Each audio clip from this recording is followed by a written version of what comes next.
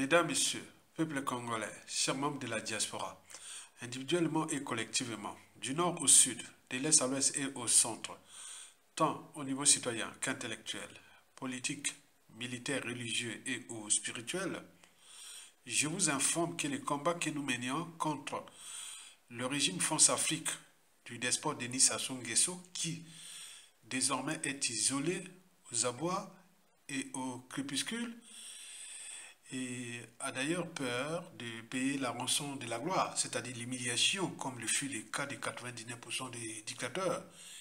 Et n'oublions pas la rançon de ces crimes multiformes et multidimensionnels. Ce dictateur qui est, à la fin, ce combat contre lui est rude et passionnant. Je répète, le combat contre le despote Denis Sassou Nguesso de la France-Afrique est rude et passionnant.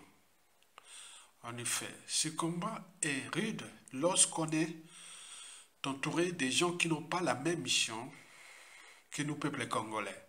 C'est-à-dire, le despote France-Afrique Denis Sassou Nguesso dégage sans condition. Par ailleurs, ce combat devient passionnant lorsqu'on est entouré des gens qui, sur différentes échelles dans le monde, ont la même mission que nous, peuple congolais. Denis Sassou Nguesso dégage sans condition. Et voici l'un des cas d'école des nôtres qui, ailleurs dans le monde, pensent à nous, peuple congolais. Ce sont nos amis qui, à la chute de Sassou Nguesso, ils rentreront au Congo comme on rentre dans un moulin. Et donc, il faut encourager ces hommes et femmes libres de toutes les catégories socio-professionnelles dans le monde qui nous soutiennent, nous, peuple congolais. Vous savez que nous, le Congolais, on est un peu comme abandonnés à nous-mêmes. Un pays stratégique d'Afrique centrale, très riche, aujourd'hui abandonné à lui-même. Et donc, on se bat. Et oui, on va se battre. La vie est un combat. Donc, nous, peuple congolais, on ne lâchera rien. C'est pour cela que ce combat devient passionnant. Donc, il faut encourager ceux et celles qui luttent avec nous. Et au moment venu, ce seront nos amis. Vous le savez que les amis des États, comment l'État récompense ses amis. Et donc, vous avez compris. Donc, écoutez bien attentivement ce que ce journaliste va en parler de le sort réservé à nos peuples congolais. Et on félicite ce journal-là, ce journaliste-là et ce média-là. Donc, ça devient un média allié. Denis Sassou Nguesso, l'inamovible président du Congo, maintient sa population dans la misère la plus absolue. Voilà une vraie dictature. Madame, Monsieur, bonjour. Peur, arrestation, silence de l'Église et de la communauté internationale, la crise congolaise, vous le voyez, est multiforme. Une chape de plomb est tombée sur le Congo-Brazzaville. L'Union africaine, l'Union européenne, la France ne s'alarme pas de la dérive autoritaire du régime, pire, ils le soutiennent. Depuis une vingtaine d'années, le président joue à l'indispensable homme fort, sécurocrate, qu'une France-Afrique béate, de Jacques Chirac à François Hollande, a applaudi des deux mains plutôt que du bout des doigts, et soutiennent ouvertement le terrorisme d'État, comme on le voit encore avec l'emprisonnement des prisonniers politiques dont le véritable vainqueur de la dernière élection présidentielle, le général Jean-Marie Michel Mokoko. Denis Sassou Nguesso, l'inamovible président du Congo, maintient sa population dans la misère la plus absolue. Voilà une vraie dictature, à contrario de l'Iran, où les gens peuvent aujourd'hui librement manifester. Le peuple congolais demeure légitime à se défaire d'un dictateur qui n'a de cesse de piller le Congo, de structurer une politique clientéliste au détriment du peuple souverain. La démocratie est loin d'accoucher dans ce pays dont les Occidentaux préfèrent se détourner tout en utilisant gratuitement ses ressources naturelles. Si auparavant, C'était le commerce en dépit des Africains, de leur culture, de leur dignité. Aujourd'hui, c'est tout simplement le libre commerce. Car n'oublions pas que sans les ressources naturelles africaines, plusieurs puissances, conglomérations occidentales seraient aujourd'hui en berne.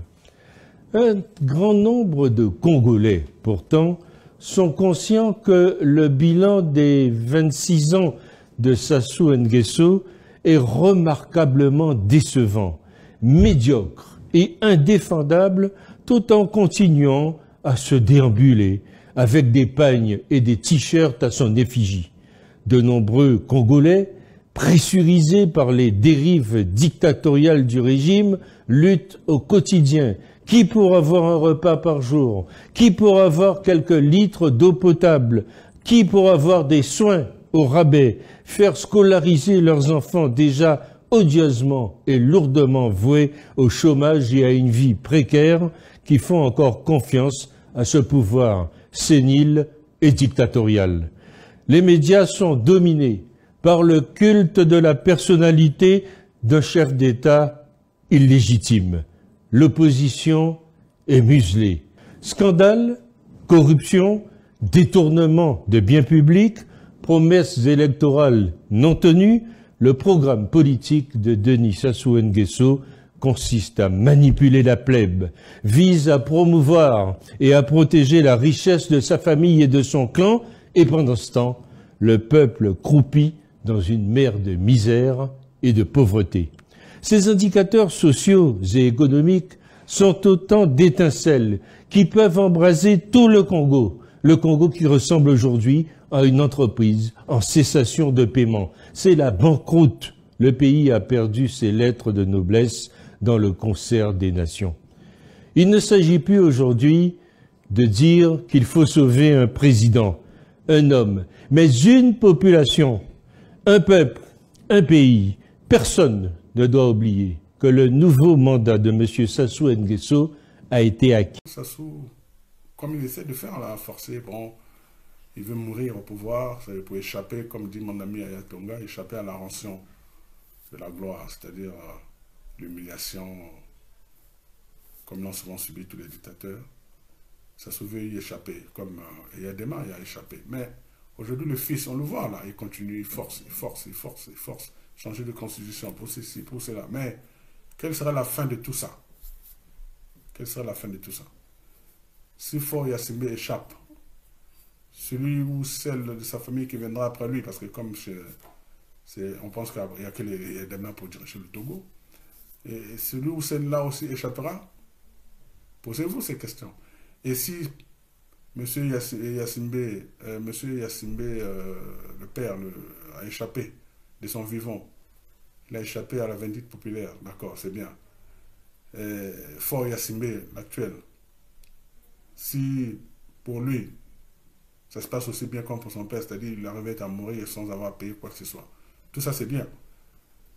Mais qu'est-ce qu'il ne dit pas que leurs corps seront aussi brûlés, comme ça s'est passé en Syrie avec le père Assad. Donc, à mes frères dictateurs africains, réfléchissez-y. Hein? Franchement, essayez de prendre un peu de... Vous avez la chance de vivre la réalité, donc essayez de réfléchir à ça et essayez peut-être de corriger le tir. Parce que vous n'êtes pas des dieux. Vous n'êtes même pas des rois. Vous êtes des, on va dire, présidents. C'est-à-dire vous êtes dans des républiques. Donc vous devez passer le témoin au bout d'un temps. Et vous, vous avez choisi de vivre en roi ou en Dieu sur terre. Et vous allez payer, même une fois mort, vous allez payer. Vous n'y échapperez pas. L'histoire nous le montre aujourd'hui. Et les gens ont tendance à mimer ce qui se passe ailleurs. Vous voyez? Donc demain, même mort, vos tombes seront certainement pas épargnées. Pensez-y.